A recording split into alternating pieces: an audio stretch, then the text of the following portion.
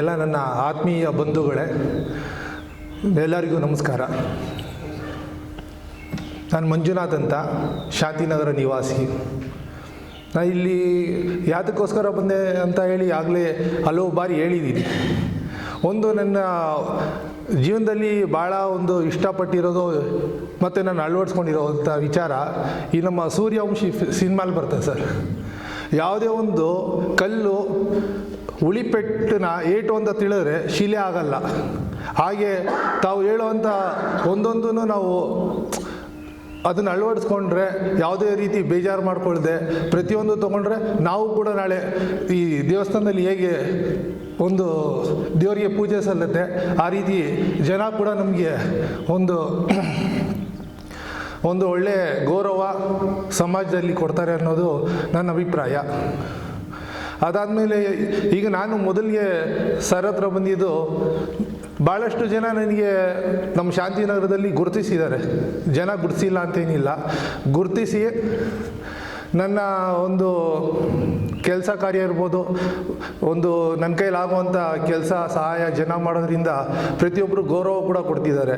ಆದರೆ ಒಂದು ನನ್ನಲ್ಲಿ ಕೊರತೆ ಇದ್ದಿದ್ದು, ಇಷ್ಟೆಲ್ಲ ಜನ ನನಗೆ ಇಷ್ಟೆಲ್ಲನೂ ಗೌರವ ಕೊಡ್ತಾರೆ, ಇಷ್ಟೆಲ್ಲನೂ ನನಗೆ ಅಷ್ಟು ಅಭಿಮಾನದಿಂದ ಮಾತಾಡ್ತಾರೆ. ಆದರೆ ನಾನು ನನ್ನ ಮನಸ್ಸಿನಲ್ಲಿರುವಂಥ ಮಾತುಗಳನ್ನ ಯಾವುದೇ ಒಂದು ವೇದಿಕೆಯಲ್ಲಿ ಹಂಚ್ಕೊಳ್ಳಿಕ್ಕೆ ಆಗ್ತಿರ್ಲಿಲ್ಲ. ತುಂಬಾ ನರ್ವಸ್ಸು, ತುಂಬಾ ಗಾಬರಿ, ಮನಸ್ಸಲ್ಲಿ ಮಾತಿರ್ತಿತ್ತು, ಆದರೆ ಅದನ್ನು ವ್ಯಕ್ತಪಡಿಸೋಕೆ ಆಗ್ತಿರ್ಲಿಲ್ಲ. ಆ ವಿಚಾರನ ಬಂದು ಜಯಪ್ರಕಾಶ್ ನಗತ್ತೆ ಹೇಳಿ ಸರ್ ಹತ್ರ ತಿಳಿಸ್ದೆ. ಸರ್, ಭಾಳನೇ ನನಗೆ ಕಷ್ಟ ಆಗ್ತಿದೆ, ಈ ರೀತಿ ನಾನು ನನ್ನ ಮನಸ್ಸಿನಲ್ಲಿರುವಂಥ ಮಾತನ್ನ ನಾನು ವ್ಯಕ್ತ ಮಾಡಬೇಕು ಜನರಲ್ಲಿ, ನಾನೇನಾಗ್ತೀನಿ ಅನ್ನೋದು ಮುಂದೆ ಜನ ತೀರ್ಮಾನ ಮಾಡ್ಬೋದು ಅಥವಾ ಭಗವಂತ ತೀರ್ಮಾನ ಮಾಡ್ಬೋದು. ಆದರೆ ನನ್ನನ್ನು ಫಸ್ಟು ನಾನು ತಿದ್ಕೊಳ್ಬೇಕು, ನನ್ನನ್ನು ತಿದ್ದಿ ನೀವು ಅಂತ ಹೇಳಿದಾಗ ಖಂಡಿತ ಬನ್ನಿ, ನಿಮ್ಮನ್ನು ನಾವು ತಿತ್ತೀವಿ ಅಂತ ಹೇಳಿ ನಮ್ಮ ಕೈ ಹಿಡಿದ ನಡ್ಸ್ಕೊಳ್ತಾ ಬಂದಿದ್ದಾರೆ. ಹಾಗೆ ಈ ಓದಂತ 1-to-1 ಸೆಷನಲ್ಲಿ ಹೋದಾಗಲೂ ಕೂಡ ನಾವು ಯಾರೋ ಎಲ್ಲೋ ಹೋಗಿ ಏನೋ ಕ್ಲಾಸ್ ಮಾಡ್ತಿದ್ದಾರೆ, ನಮ್ಮನ್ನು ತೊಗೊಂಡಿದ್ದಾರೆ ಅಂತ ಅನಿಸೋದೇ ಇಲ್ಲ. ಸರ್ ಇರ್ಬೋದು ಅಥವಾ ಮೇಡಮ್ ಅವ್ರು ಇರ್ಬೋದು, ಆ ಪುಟ್ಟ ಹುಡುಗಿ ಸೃಷ್ಟಿ ಇರ್ಬೋದು, ಒಂದು ನಮಗೆ ಎಷ್ಟು ಆತ್ಮೀಯವಾಗಿ ಒಂದು ಪ್ರೀತಿ ಕೊಡ್ತಾರೆ.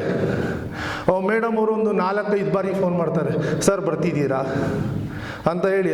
ಆ ಆತ್ಮೀಯತೆ ಸರ್ ಭಾಳ ನನಗೆ ಇಷ್ಟ ಆಗಿದ್ದು.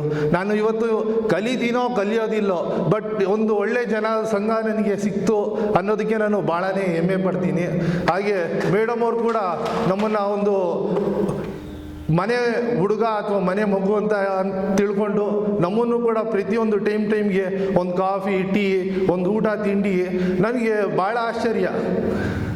ಏನು ಹಣ ತೊಗೊಳ್ತಾರೆ, ನಾವು ಹಣ ಈಗ ನಾನು ಒಬ್ಬ ವ್ಯಾಪಾರಸ್ಥ ಸರ್, ಬರ್ತಾರೆ, ಬಿಸ್ನೆಸ್ ಮಾಡ್ತಾರೆ, ಅವ್ರದ್ದೇನಿದೆ ಕೊಟ್ಟೋಗ್ತಾರೆ. ಇಷ್ಟು ಆತ್ಮೀಯತೆ, ಇಷ್ಟು ಪ್ರೀತಿ ನಾವೆಲ್ಲೂ ಕೂಡ ನೋಡೋದಕ್ಕೆ ಸಾಧ್ಯ ಇಲ್ಲ. ಅದು ಸರ್ ಮನೆಯಲ್ಲಿ ಬಿಟ್ಟು ಮೇಡಮ್ ಅವರು ಆ ಪುಟ್ಟ ಹುಡುಗಿ ಪಾಪ ನಮಗೆ ಕಾಫಿ ಬೇಕಾ ಏನು ಬೇಕು ಪ್ರತಿಯೊಂದು ತಂದುಕೊಡುವಾಗ ನಮಗೆ ಭಾಳನೇ ಮನಸ್ಸಿಗೆ ನಾನು ಹೇಳಲಿಕ್ಕೆ ಆಗ್ತಿಲ್ಲ ಆ ಪದಗಳು, ಆ ಮನಸ್ಸಿನಲ್ಲಿ ಇತ್ತು ಸರ್, ಆದರೆ ವ್ಯಕ್ತಪಡಿಸೋಕ್ಕಾಗ್ತಿಲ್ಲ. ಆದರೆ ತಮಗೆ ನಾನು ಹೇಳಿದೆ, ಸರ್ ಮೇಡಮ್ ಅವ್ರಿಗೆ ಧನ್ಯವಾದಗಳು ಹೇಳಿ, ನಾನು ಹೇಳೋಕ್ಕಾಗಿಲ್ಲ, ಊಟ ಭಾಳನೇ ಚೆನ್ನಾಗಿತ್ತು ಅಂತ ಹೇಳಿ. ಧನ್ಯವಾದಗಳು ಮೇಡಮ್.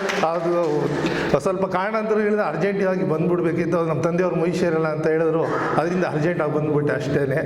ಹಾಗೆ ಇಲ್ಲಿ ನಮ್ಮನ್ನು ಕರ್ಕೊಬಂದು ಇವತ್ತು ಒಂದು ಪ್ರಕೃತಿಯಲ್ಲಿ, ಹೌದು, ಇಂಥ ಪ್ರಕೃತಿಯಲ್ಲಿ ನಾನು ಅಂದ್ಕೊಂಡೆ ಎಲ್ಲೋ ಹೋಗ್ತಾರೆ, ಏನೋ ಮಾಡ್ತಾರೆ, ಏನೋ ಸ್ವಲ್ಪ ಹೊತ್ತು ಇರುತ್ತೆ ಮತ್ತು ರೆಸ್ಟ್, ವಿತೌಟ್ ರೆಸ್ಟ್. ನಾನು ಇಷ್ಟು ಎಂಥ ಸಭೆ ಹೋಗಲಿ ಸರ್, ಈಗ ನಮ್ಮ ಕಾಂಗ್ರೆಸ್ ಸಭೆ ಇರ್ತದೆ, ಮುಖ್ಯಮಂತ್ರಿ ಇರಲಿ, ಇನ್ನೊಬ್ರು ಇರಲಿ, ಒಂದು ಅರ್ಧ ಗಂಟೆ 3/4 ಗಂಟೆ ಕೂತ್ರೆ ಹೆಚ್ಚು. ನಾವು ಮೊದಲನೇ ಬಾರಿ ಅದು ತಾವು ಕೂಡ ರೆಸ್ಟ್ ತೊಗೊಳ್ದೆ, ನಮಗೂ ಕೂಡ ರೆಸ್ಟ್ ಕೊಡದೆ ಈ ರೀತಿ ನಮ್ಮನ್ನು ತಿತ್ತೀರ ಅಂತ ನಾನು ಖಂಡಿತವಾಗ್ಲೂ ಅಂದ್ಕೊಂಡಿಲ್ಲ. ಗ್ರೇಟ್ಫುಲ್ ಸರ್, ತಮ್ಮ ಇದನ್ನು ನಾವು ಲಾಗಿಸಲೇಬೇಕು. ಇಷ್ಟು ತಾಳ್ಮೆ ಆಗಲಿ, ಇಷ್ಟು ಕೂತ್ಕೊಂಡು ಶ್ರದ್ಧೆಯಿಂದ ಯಾರ ಕೈಲೂ ಮಾಡೋದಕ್ಕೆ ಸಾಧ್ಯ ಇಲ್ಲ ಅಂತ ನಾನು ಖಂಡಿತವಾಗ್ಲೂ ಹೇಳ್ತೀನಿ ಸರ್. ಯಾರ ಕೈಲೂ ಕೂಡ ಸಾಧ್ಯ ಇಲ್ಲ ಇದು ಮಾಡಲಿಕ್ಕೆ. ಹಾಗೆ ಇಲ್ಲಿ ಬಂದಾಗ ನಮಗೆ ಮಾರ್ನಿಂಗ್ ವಾಕ್ ಅಂತ ಅಂದರು. ಮಾರ್ನಿಂಗ್ ವಾಕ್ ಏನು ಆ್ಯಸ್ ಯೂಶುವಲ್ ಮಾರ್ನಿಂಗ್ ವಾಕ್ ಹೋಗ್ತಾರೆ, ಒಂದು 1 ಅವರ್ ವಾಕ್ ಮಾಡಿ ಬರೋಣ ಅಂತ ಅಂದ್ಕೊಂಡ್ವಿ. ಆದರೆ ವಾಕಿಂಗಲ್ಲಿ ವಾಕ್ ಅಲ್ಲ ಅದು, ಅಲ್ಲೂ ಕೂಡ ನಮಗೆ ಜ್ಞಾನ ಹೆಚ್ಚು ಮಾಡಿದ್ರು. ನಮ್ಮಲ್ಲಿರುವಂಥ ಪ್ರಶ್ನೆಗಳಿಗೆ ಉತ್ತರ ಕೊಟ್ಟರು. ಮತ್ತು ಪ್ರತಿಯೊಂದೊಂದು ಬಿಲ್ಡಿಂಗಲ್ಲೂ ಕೂಡ ಏನು ವಿಶೇಷತೆ ಇದೆ ಅದನ್ನು ಗಮನಿಸಿ. ಈಗ ನಮಗೆ ಅಷ್ಟು ಐಡಿಯಾನೇ ಇರಲಿಲ್ಲ ಸರ್. ಈಗ ಏನೋ ಒಂದು ಪದಾರ್ಥ ನೋಡಿದಾಗ ಅದರಲ್ಲೂ ನಾವು ಕಂಡುಹಿಡಿದು ಅದರಲ್ಲೂ ನಾವು ಮಾತಾಡ್ತೀವಿ ಅನ್ನೋವಂಥ ವಿಚಾರ ನಮಗೆ ಗೊತ್ತಿರಲಿಲ್ಲ. ಅದನ್ನೆಲ್ಲ ತಮ್ಮಿಂದ ನಾವು ಕಲ್ತ್ವಿ. ಹಾಗೆ ಈಗ ನಾನು ಒಂದು ಅಭ್ಯಾಸ ಕೂಡ ಮಾಡಿಕೊಂಡೆ, ಈ ಜನರಿಗೆ ಒಂದು ನನ್ನ ಪರಿಚಯ ಆಗಲಿ ಅಂತ ಹೇಳಿ ಒಂದು ಸಣ್ಣದಾಗಿ ವಿಡಿಯೋ ಮಾಡೋದು, ವಾಟ್ಸಪ್ಪಲ್ಲಿ ಅಥವಾ ಫೇಸ್ಬುಕ್ಕಲ್ಲಿ ಸ್ಟೇಟಸ್ ಹಾಕೋದು. ಆ ಮ್ಯಾಕ್ಸಿಮಮ್ ಎಷ್ಟೇ ನಾನು ಪ್ರಯತ್ನ ಪಟ್ಟರು 30 ನಿಮಿಷದಿಂದ 40 ನಿಮಿಷ ಲಾಸ್ಟ್ ಸರ್. ಅದ್ರ ಮೇಲೆ ಮಾಡ್ಲಿಕ್ಕೆ ಆಗ್ತಿರ್ಲಿಲ್ಲ ನನ್ನ ಕೈಯಲ್ಲಿ. ಒಂದು ಏನು ಟಾಪಿಕ್ ಇರ್ತಿತ್ತು ಮಾತಾಡೋ ಕಂಟಿನ್ಯೂಷನ್ ಬರ್ತಿರ್ಲಿಲ್ಲ. ಬಟ್ ಇವತ್ತು ಮಾತಾಡಬೇಕು ಒಂದು 10 ನಿಮಿಷ ಅಂತ ಹೇಳಿ ಕೂತ್ಕೊಂಡು 5 ಗಂಟೆಗೆ ಎದ್ದೆ ಸರ್. 12 ಗಂಟೆಗೆ ಮಲಗಿದ್ರು, 5 ಗಂಟೆಗೆ ಎದ್ದು ಕೂತ್ಕೊಂಡು ಮೊಬೈಲ್ ಇಟ್ಕೊಂಡು ಮಾತಾಡ್ತಿದ್ದೀನಿ. ನನಗೆ ಗೊತ್ತಿಲ್ಲ 15 ನಿಮಿಷ ಮಾತಾಡಿದ್ದೀನಿ. ಅದು ಸಾಧ್ಯ ಆಗಿದ್ದು ಸರ್ ಕೊಟ್ಟ ಧೈರ್ಯ ಮತ್ತು ಅವ್ರು ಕೊಟ್ಟಂಥ ಟಿಪ್ಸು. ಹಾಗೆ ಪ್ರತಿಯೊಬ್ಬರಿಗೂ ನನ್ನ ರಿಕ್ವೆಸ್ಟ್ ಸರ್, ಈ ಆನ್ಲೈನ್ ಕ್ಲಾಸ್ನಲ್ಲಿ ಇಲ್ಲಿ ನಮ್ಮ ಬೆಂಗಳೂರಿನಲ್ಲಿರೋವಂಥವ್ರು 1 to 1 ಎಷ್ಟು ಜನಕ್ಕೆ ಸಾಧ್ಯ ಆಗುತ್ತೆ ಬಂದು ತೊಗೊಂಡ್ರೆ ಭಾಳನೇ ಉಪಯೋಗ ಆಗುತ್ತೆ. ಯಾಕೆ ಅಂದರೆ ಈ ಒಂದು ಮೈಕ್ ಅನ್ನೋದು ಭಾಳನೇ ನಮಗೆ ಒಂದು ಗನ್ ಇದ್ದಂಗೆ ಸರ್. ಇದು ಹೌದು ಸರ್, ಗನ್ ಇದ್ದಂಗೆ. ಯಾಕೆ ಅಂದರೆ ನಮ್ಗೆ ಯಾವುದೇ ಒಂದು ಸಭೆ ಸಮಾರಂಭ ಇದರಲ್ಲಿ ಹೋಗಿದಾಗ ಕೊಡ್ತಿದ್ರು ಮೈಕ್ ಹುಡುಗರು, ಅಣ್ಣ ಮಾತಾಡಿ, ನಮಸ್ಕಾರ, 2 ಮಾತು ಒದುರ್ತಿದ್ವಿ, ಧನ್ಯವಾದಗಳು, ನಮ್ಮನ್ನು ಫಸ್ಟ್ ಬಿಟ್ರೆ ಸಾಕಪ್ಪ ಅಂತ ಓಡ್ ಬಂದು ಕೂತ್ಕೊಳ್ತಿದ್ವಿ. ಆ ರೀತಿ ಇತ್ತು ಸರ್. ಸರ್ಗೆ ಅದು ನಾವು ವಿಚಾರ ಹೇಳಿದೆ, ಸರ್ ಈ ರೀತಿ ನನಗೆ ಆಗ್ತಿದೆ. ಈಗ ನಾವು ಮಾರ್ಕೆಟ್ನಲ್ಲಿ ಬಿಸ್ನೆಸ್ ಮಾಡ್ತೀವಿ, ಅಲ್ಲಿ ಮಾತಾಡ್ತೀವಿ ಸರ್, ಅಲ್ಲೇನೂ ತೊಂದರೆ ಆಗೋದಿಲ್ಲ. ಎಷ್ಟೊತ್ತು ಬೇಕಾದ್ರೂ ಮಾತಾಡ್ತೀವಿ. ಈಗ ನಮ್ಮ ರೈತರ ಹತ್ರ ಆಗ್ಬೋದು, ಇಲ್ಲ ನಮ್ಮ ಕಸ್ಟಮರ್ ಹತ್ರ ಆಗ್ಬೋದು, ಮಾತಾಡ್ತೀವಿ. ಬಟ್ ಈ ಮೈಕಲ್ಲಿ ಇಟ್ಕೊಂಡು ಮಾತಾಡೋದು ಮತ್ತು ನಮ್ಮ ಧ್ವನಿ ನಮಗೆ ಮೊದಲು ಕೇಳುವಾಗ ಭಾಳ ಇದಾಗ್ತಿತ್ತು. ಆಮೇಲೆ ಸರ್ ಧೈರ್ಯ ಕೊಟ್ಟು ಮಾರ್ಗದರ್ಶನ ಕೊಟ್ಟು ಈಗ ರೆಡಿಯಾಗಿದ್ವಿ. ಆಮೇಲೆ ಇದು ಸರ್ ಮುಖ್ಯವಾಗಿ ಈ ಲಾಫರ್ ಗುರು ಬಂದರು. ಈ ಲಾಫರ್ ಗುರುವಿಂದ ಉಪಯೋಗ ನನಗೆ ಏನಾಗ್ತು ಅಂದರೆ, ನಾನು ಪ್ರತಿಯೊಬ್ಬರನ್ನು ನೋಡಿದಾಗ ನಮ್ಮ ಮನೆಯವ್ರು ಕೇಳ್ತಿದ್ರು, ನೀನೇನು ಎಲ್ಲರೂ ನೋಡ್ರು ನಗ್ತೀಯಾ? ಈಗ ನಗೋದು ಅಂದರೆ ಸರ್, ನಾವು ಈಗ ಅಲ್ಲಿ ಒಂದು ಪರಿಚಯ ಇದೆ ಜನ. ಈಗ ನಾವು ಮುಖ ಸಿಂಡಿಸ್ಕೊಂಡು ನೋಡ್ಲಿಕ್ಕಾಗಲ್ಲ. ಯಾರನ್ನ ನೋಡಿದಾಗ ಗಾಡಿ ಓಡಿಸ್ತಿರ್ತೀವಿ ಅಥವಾ ಏನೋ ಮಾಡುವಾಗ ಒಂದು ಸ್ಮೈಲ್ ಕೊಡ್ತಿದ್ವಿ.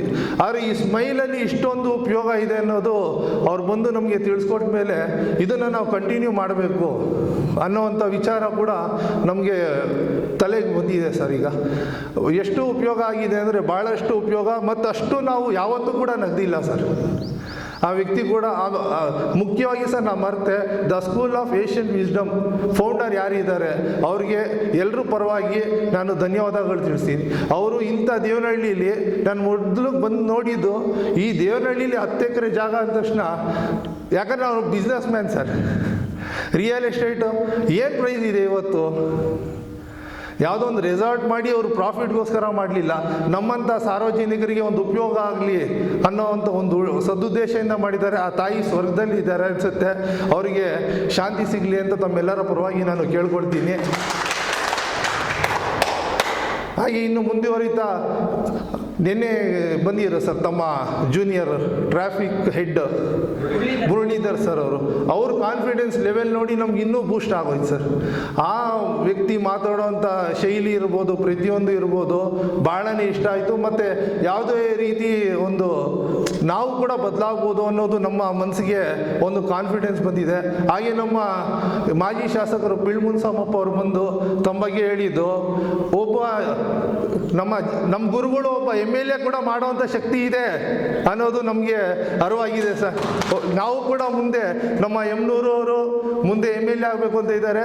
ಖಂಡಿತವಾಗ್ಲೂ ಆಯ್ತೀರಾ, ಯಾಕಂದ್ರೆ ಅದು ಗುರುಗಳ ಆಶೀರ್ವಾದ ಸದಾ ಇದ್ದೇ ಇರುತ್ತೆ ಅಂತ ಹೇಳ್ತೀನಿ.